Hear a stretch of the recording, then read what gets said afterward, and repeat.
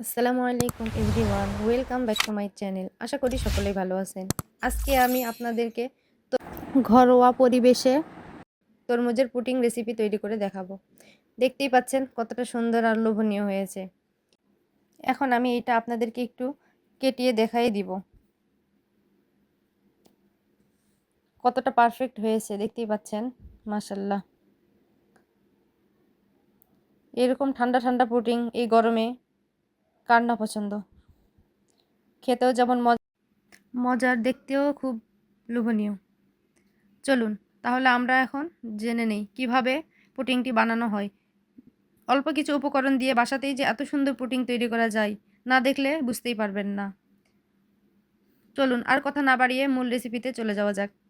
এখানে আমি কিছু তরমুজ কেটে নিয়েছি খুব সুন্দরভাবে। এগুলো এখন আমি ব্লেন্ডার জারে ব্লেন্ড করে নিব।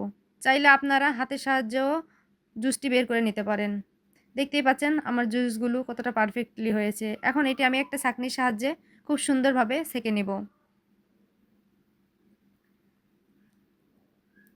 একটা চামচের সাহায্যে খুব সুন্দরভাবে জুসগুলি আমি বের করে নিব। এগুলো এখন আমি ফেলে দিব। এই কারণে জুসটাকে সেঁকে নিলে খুব পারফেক্টলি পুডিং তৈরি করা যায়। দেখতেই পাচ্ছেন আমার এখানে 3 কাপ জুস বের হয়েছে। এখন আমি এখানে কিছু আগার আগার পাউডার মিক্স করে নিব একটা হ্যান্ড ওয়াশের সাহায্যে।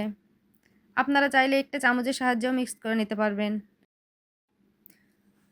মতো অবস্থায় চুলার জালটা কোনোভাবে অন করা যাবে না, তাহলে আগার আগার পাউডার দেওয়ার কারণে দলা বেঁধে যাবে। সব কিছু মিক্সড করে নিয়ে আমি এখন চুলার জালটা অন করে দিব। কিছুক্ষণ অপেক্ষা করব সুন্দরভাবে বলক আসার জন্য।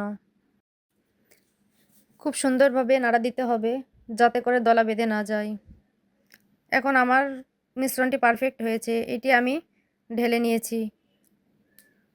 এই ভিডিওটি আমার কাটা পড়েছে, এই কারণে আপনাদের মাঝে দেখাইতে পারি নাই। অবশ্যই মিশ্রণটি চুলা থেকে নামার সঙ্গে সঙ্গে গরম অবস্থায় ঢালতে হবে। এছাড়া ঠান্ডা হয়ে গেলে জমে যাবে, তখন পুডিংটি ভালো হবে না। এই কারণে গরম অবস্থায় ঢেলে নিতে হবে। এইটা আমি 20 মিনিটের জন্য নর্মাল ফ্রিজে রেখে দিয়েছি। মাশাআল্লাহ, দেখতেই পাচ্ছেন পুডিংটি খুব কতটা সুন্দরভাবে সেট হয়েছে। এখন আমি এটি একটু চামচের সাহায্যে আপনাদেরকে কেটে দেখাবো কতটা পারফেক্টলি পুডিংটি তৈরি হয়েছে। আপনারা চাইলে বাসায় ট্রাই করে দেখতে পারেন। এরকম ঠান্ডা ঠান্ডা পুডিং থাকলে মন প্রাণ জুড়িয়ে যাবে।